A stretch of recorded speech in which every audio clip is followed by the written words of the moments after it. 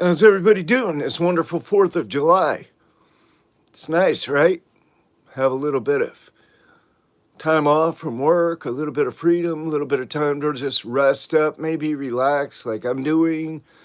Um, yeah, I mean, it's all good, man.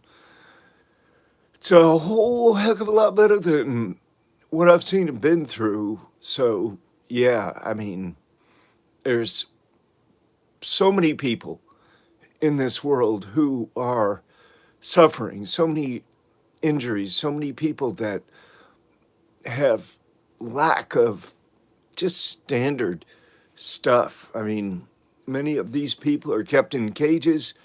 Many of these folks are just, off on their own in this human experience, just going through stuff and trying to get themselves together, keep themselves together the best way they know how.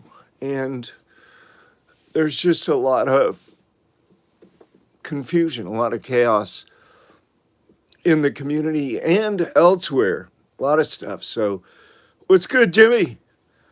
How's your 4th of July so far? Yeah, it's good to be where we're at, Jimmy, as opposed to where we were. It's good to be where we're at. It's really about all I can say about that. But yeah, people, I was just trying to explain the other day to somebody about the difference between way back when, like in the late 80s, early 90s, how the penitentiaries were. And now, Marsfield Lime, happy 4th, brother. Yeah, you're right there. I see you. I hear you. It's cool, man. Thanks for showing up. Yeah, the penitentiary systems have changed. I mean, the system's changed a little bit. It used to be, if it was a little more relaxed back in the day, back in the late 80s, early 90s, when Jimmy Gunn and I were there, it was, in the old days, the old Leavenworth, it was a different story, right? I guess they made it into an FCI now, or some years ago, but 40-foot walls on an FCI, maybe a little bit of overkill. But I think they went to all those new construction, like compounds, and I think they just began to take everything away. Like in Leavenworth, you could do things. You could maneuver a little bit. You had some freedoms. You had a little bit of wiggle room. In these new joints, you got nothing. I mean, we had microwaves. When I got there, we had vending machines on the units. We had access to food service, all kinds of goodies and stuff coming out of there. Had access to the yard like regular. There were things that happened here and there, of course. It's a prison. It's not a bunch of grade schoolers or church schoolers. It was some, pretty bad hombres that populated that area. There's Dom. So there were things that happened every once in a while. You'd see some blood on the stairwell or somebody get into it. There'd be a stabbing here or there, but it wasn't like the new federal prison system is. Wasn't quite that vicious. But yeah, today I'm thinking about all the people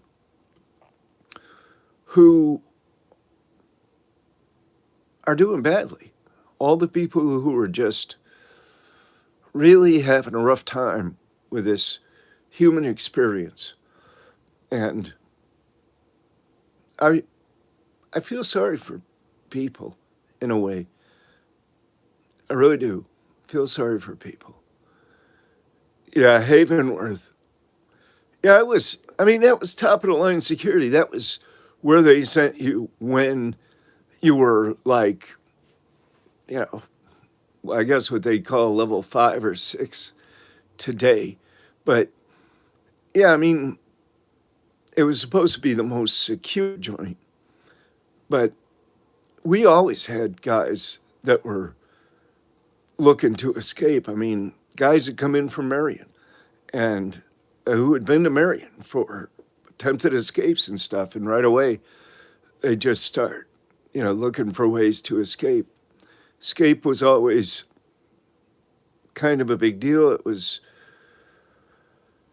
something that some guys, yeah, they just fell for the old okey doke that was going on. SIS, the internal investigators, and really the puppet masters of the prison, of a federal prison, at least in the old days. I don't know if it's that way now.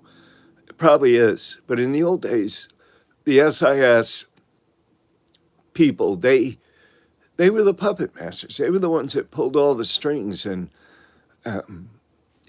made things happen one way or another. Wasn't always good, but I mean, you had guys like Litchfield that walked right out the front door. I mean, you had guys like Michael Turner, who actually beat the wall, broke his ankle going down over the other wall, but he actually got outside. I mean, he got away for a minute. He got away. So, but a lot of guys didn't get away.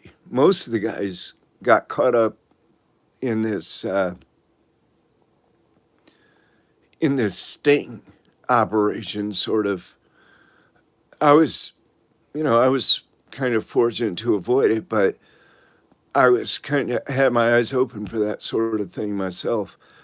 Like, if somebody comes up to you and they start trying to befriend you, and then the next thing you know, they're talking about an escape plot, and geez, I got to get out of here. Can you help me? And I've got it all set up, and got a guy going to make keys to the pipe chase, and we can go up, climb up, and get through the vent system on the top. And I'm like, I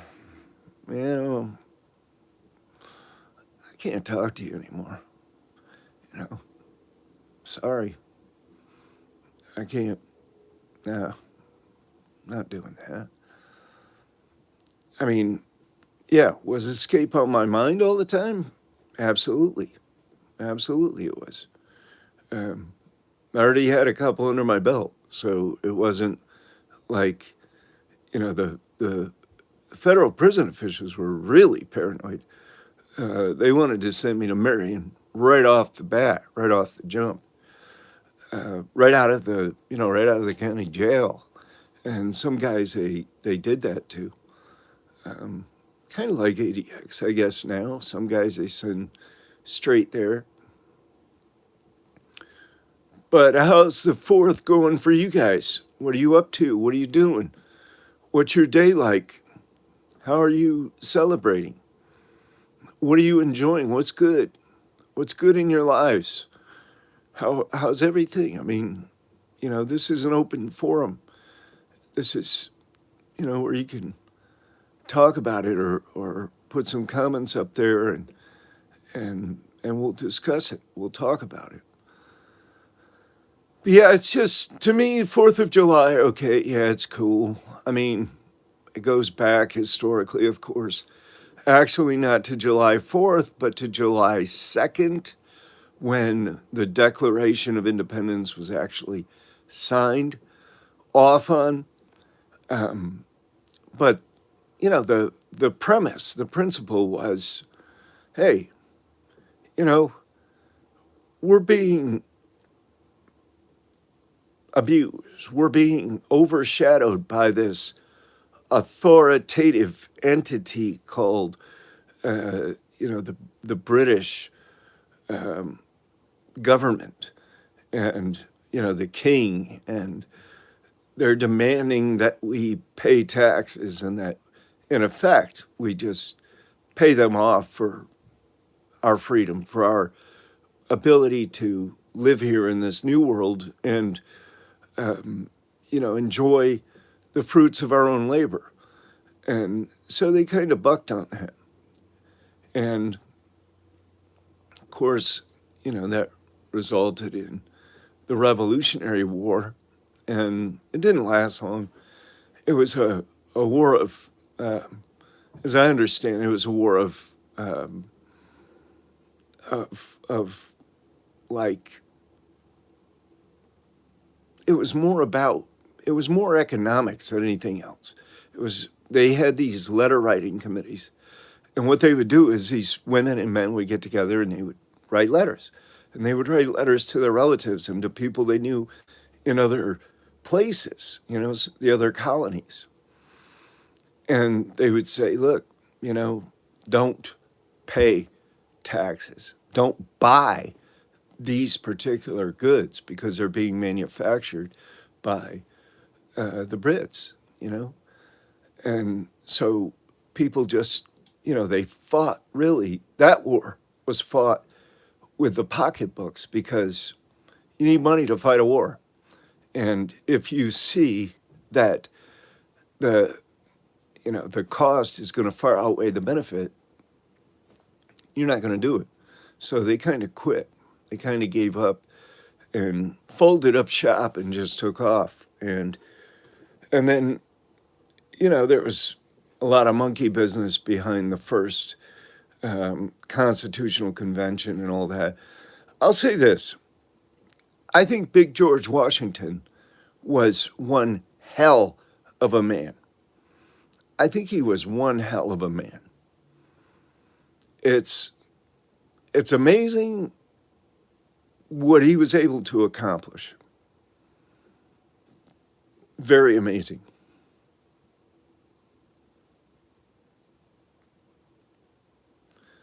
Yeah, I think that's right. Marsfield. I think that the Iroquois nation was, it was an important part of the settlement of, people to the New World. Couldn't call them Americans because we didn't really have an America yet. But yeah, there was some stuff that went down, right? Burger and Brett's, yeah. It's cool though. Dom.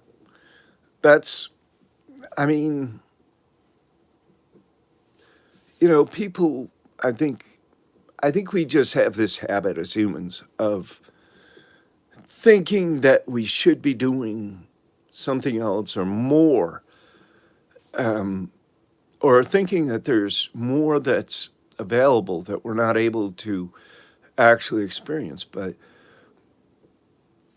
I guess I came to the conclusion some years ago that there's only so much to it. I mean, human life, it only has so much to it. I mean, you can visualize or fantasize or try to put other, bells and whistles on it, but it is what it is. And men like George Washington, Alexander Hamilton, who is very brilliant, man. I mean, everybody had their flaws, right? If you want to just point to flaws, if you want to just say, okay, this guy is this or this guy's that, yeah, you could do that over and over. You could do that with anybody, right? But that's not what it's about. It's about recognizing the greatness, the strength, the character of some of these men who carried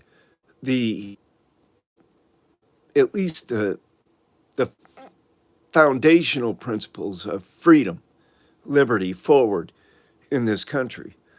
Bam City, happy 4th to you. Happy Independence Day. I like Independence Day because what it means to me is, hey, I'm out of the cage. It's, that's the celebration, right? Big difference between being kept in captivity and being out and about, just walking around the world. So, yeah, it's anybody that's been kept in a cage should understand and know that freedom is something worth fighting for. Certainly is. And, I fought every single day. I fought every single day. I fought one way or another.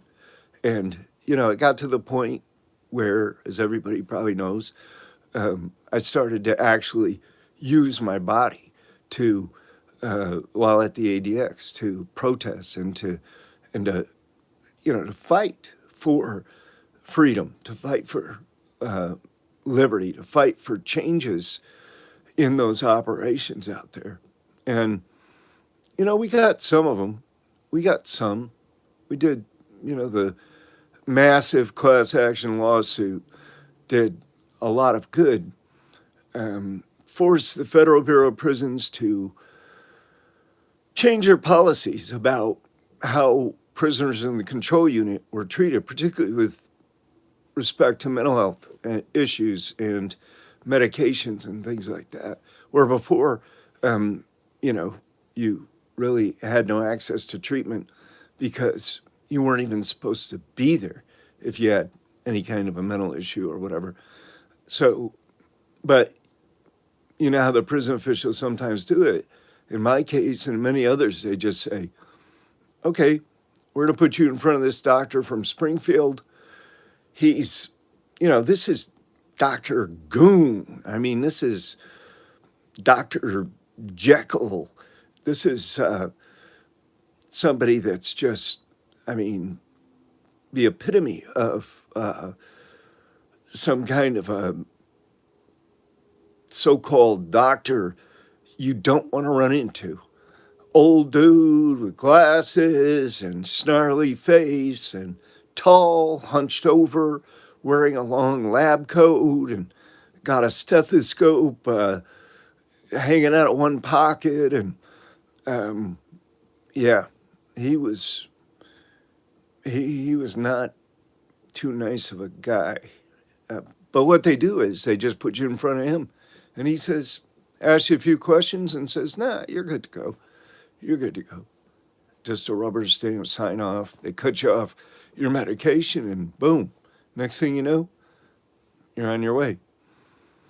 So that's how they did it with a lot of folks. And so the control unit and ADX generally ended up having quite a few guys that had some serious mental issues, really. And guys that were there for long periods of time, they would develop mental issues inside those cages.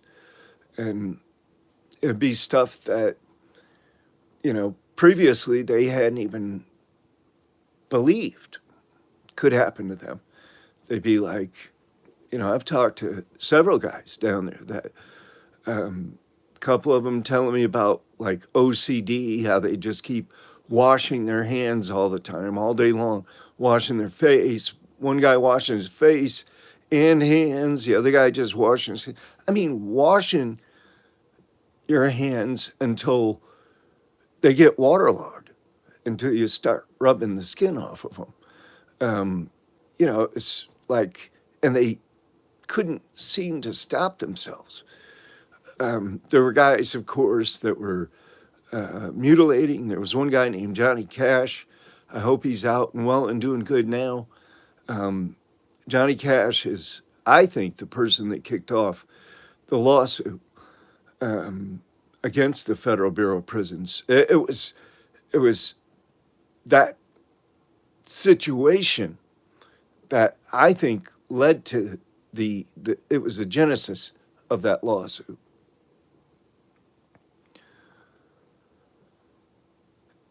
Yeah, well, Tom, we were trapped in cages down there, and we were fully subject to staff. And you guys know as well as I do that when and I'm not against staff. I'm not against law enforcement. I'm not against prison officials or COs or anything like that. I'm not against human beings that are, all I say is, look, there's a lot better way, I think, to do all this, to get ahead on this, because you're not going to do it. You're not going to change human behavior collectively I don't believe you're going to change it by locking people into cages. I mean, if you're going to, yeah, I mean, just look out around you right now. Look at the world in the United States now and all the crazy stuff that's going on. I mean, did locking up millions of people and putting them in cages, did it help anything? I don't know if there's a way to connect the two, but it seems like, putting people in cages, at least people that really don't need to be in cages, because that's an extreme thing to gaffle somebody up and throw them in handcuffs and drag them away and under force and throw them into a cage and lock the door, lock them in there. That's pretty aggressive. Yeah. So Dom, yeah, they were able to do that for some years before the lawsuit. The lawsuit, because there were arguments over who was the lead plaintiff and who was this and who was that. So they just said, okay, we're just going to go. We've got our roster of plaintiffs. We're just going to go alphabetically, and so it's called Cunningham versus Federal Bureau of Prisons, and it was a landmark case. It was in front of the judge that sat in the Oklahoma City bombing trials, Judge Maish in Denver, Richard Maish. So I wrote a letter to Judge Maish when I saw what was going on with this guy named Johnny Cash.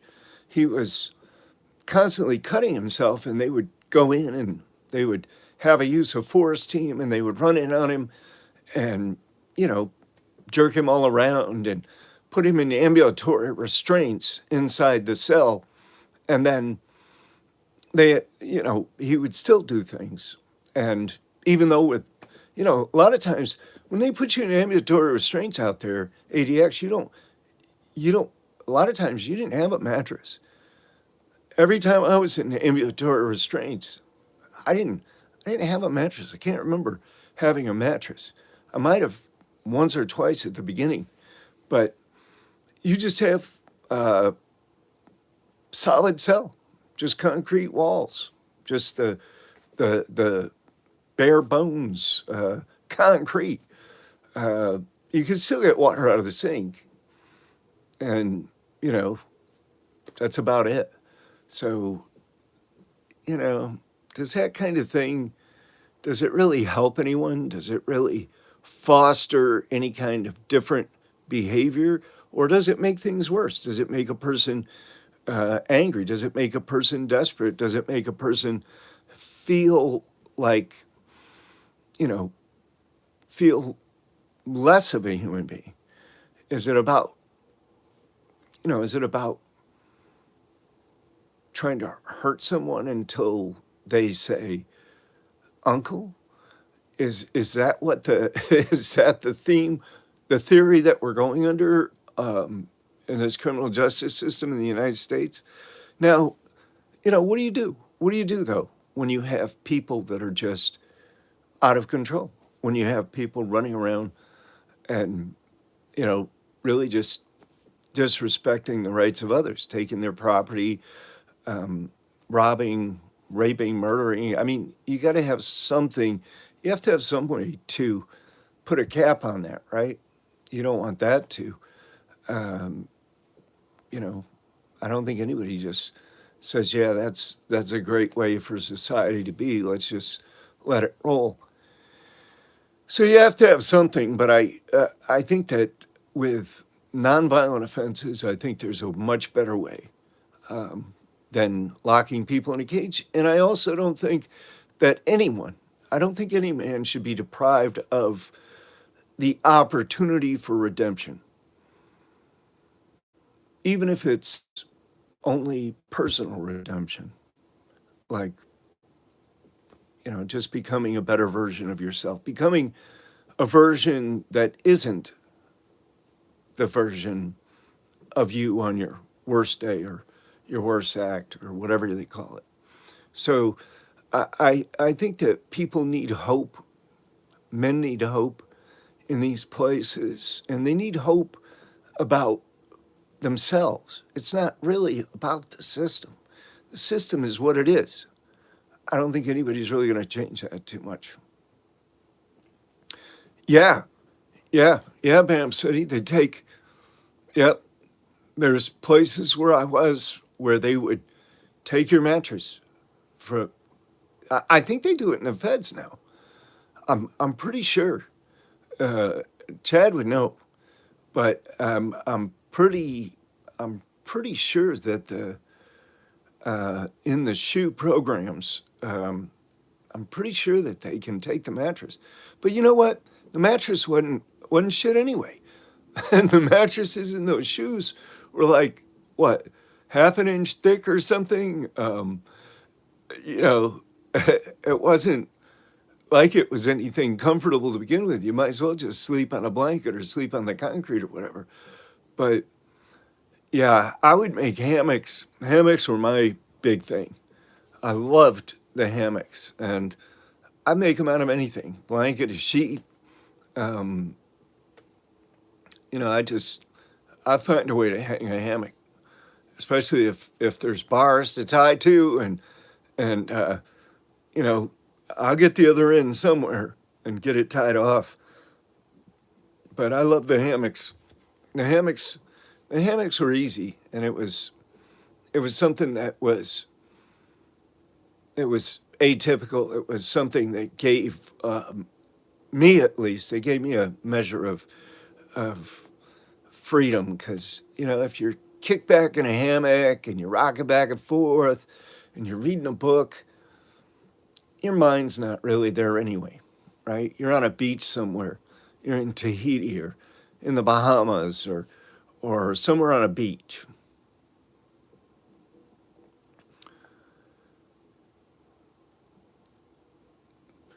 Yeah, it's I mean, the way it is now in the federal system is, you're going to go along with one of the, if you're in GP and you just show up at a place, let's say you're just state prisoner coming in from some state prison, you got fed time and they send you to a USP somewhere, which happens all the time, every day by the hundreds. Yeah, I mean, you might have been given a death sentence for dealing drugs. You might have been given a death sentence for possessing a firearm. You might have been given a death sentence for unarmed bank robbery or whatever, because you're probably likely going to encounter situations that, it's a Hobson's choice. You're damned if you do, you're damned if you don't. And you just have to make certain decisions. Um, I wasn't,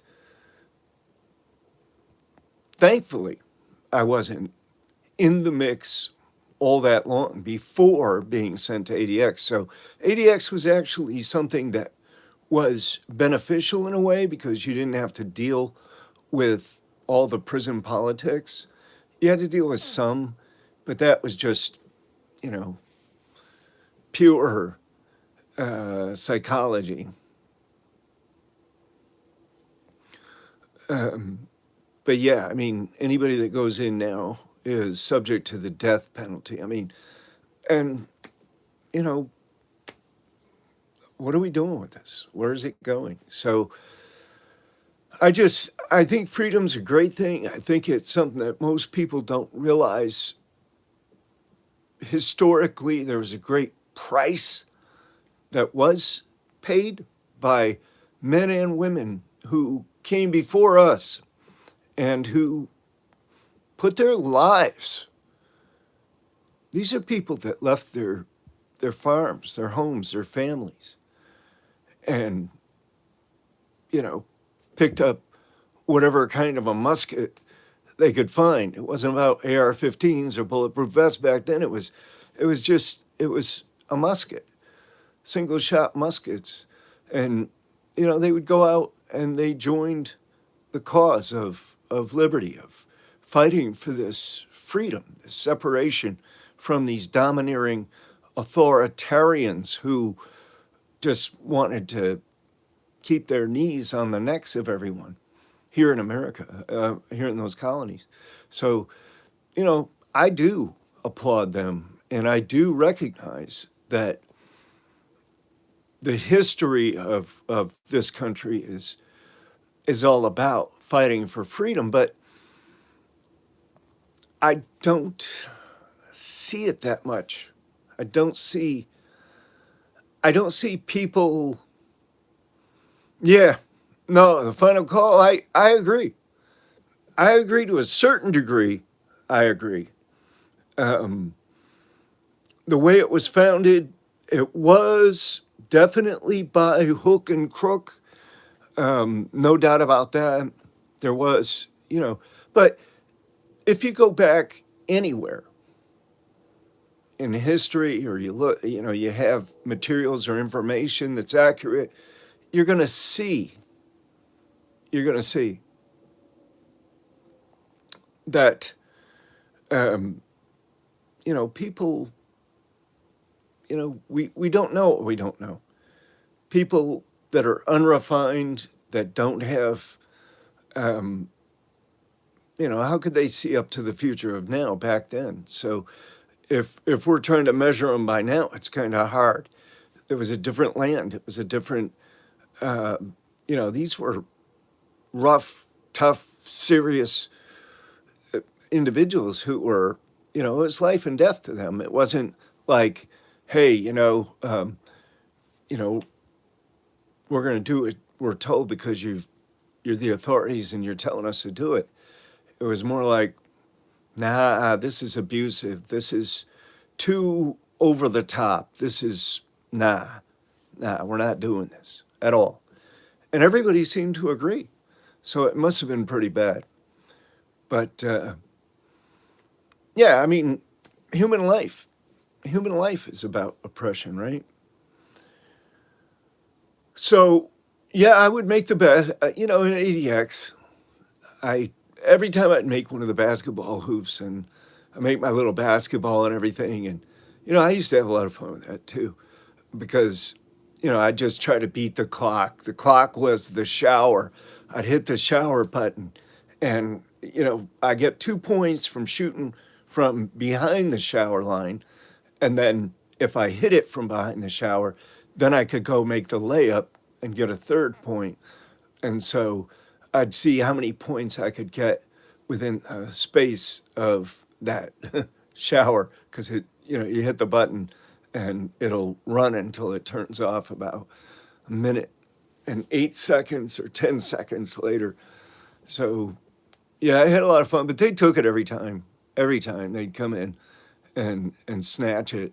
Thankfully, it was easy to make, and I could put it right back together again. But that's kind of how it was. Hey, we don't want you to do anything except be immobilized.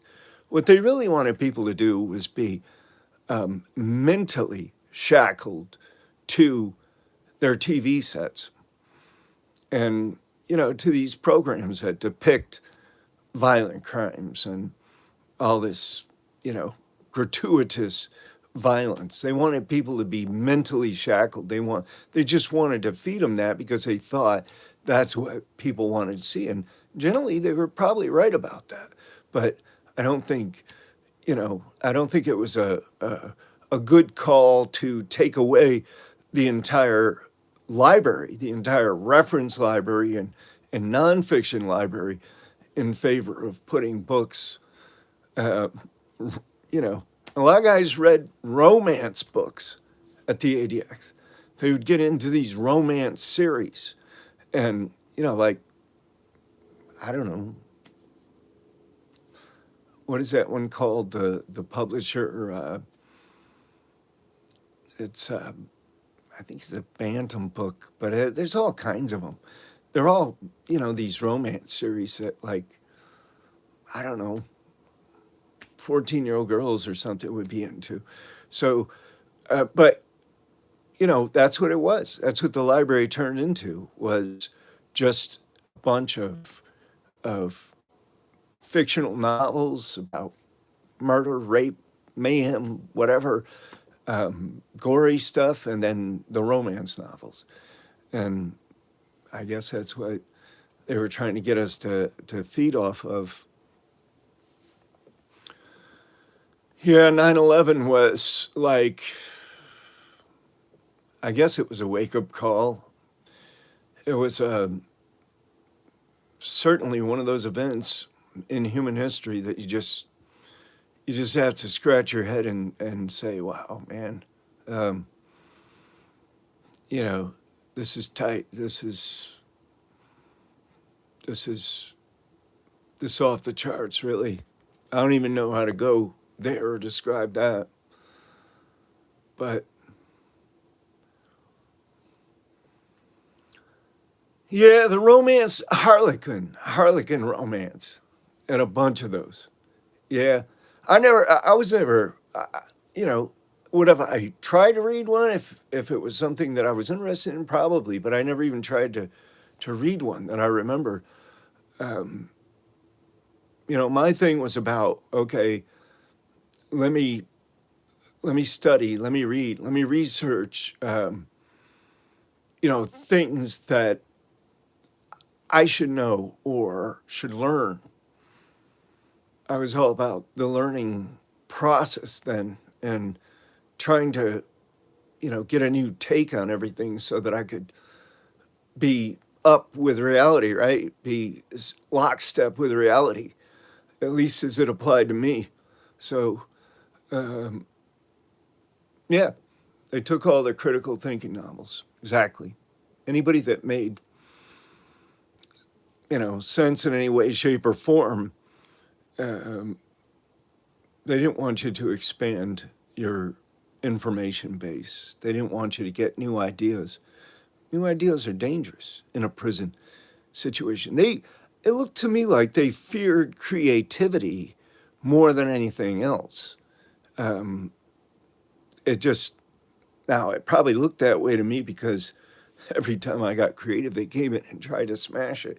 So, or did something, right, that I considered to be just wrong. Manuscripts I'd try to send out that would go missing, things that I would put together in the cell, artwork and different little games and things that I would invent and put together. They were always just looking to smash that stuff.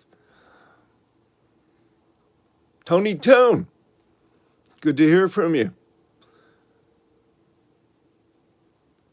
Yeah, the radio. The radio was good. Music was good.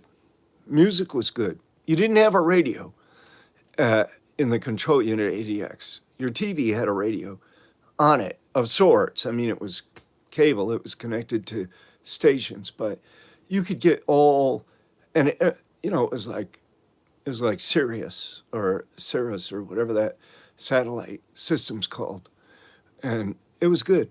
It was good music. Hi, Faith Jones.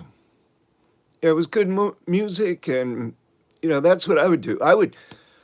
I took, they give you a long curly cord. When I finally did get a TV, I would hook my curly cord. I would just cut the end of it off and just strip the wires, and I'd connect it to, they would take the speaker out of the TV, so you couldn't have a TV that had a speaker in it, because they didn't want you to make the noise. They wanted you to wear the earbuds, and that was connected with that long curly heavy cord.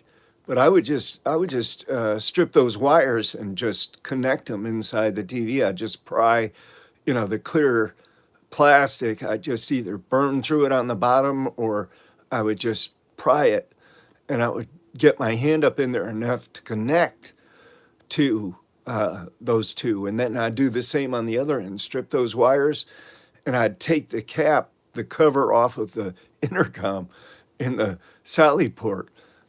Yeah, I had a way to do it. I had a nice little tool made of paper clips and burnt toothbrush, and it was a little, like a little star device. And if you push in, you got to pull out, you got to use the nail clippers, and you've got to when you get the nail clippers, because they don't let you keep them, of course. But you use the nail clippers and you pry like a pry bar. You get behind the stainless steel cover and you pry it out a little bit. And when you push it back in, those little screws will turn because you're pulling the little thing that they screw into, the little piece of metal that's in the box, you're pulling that forward.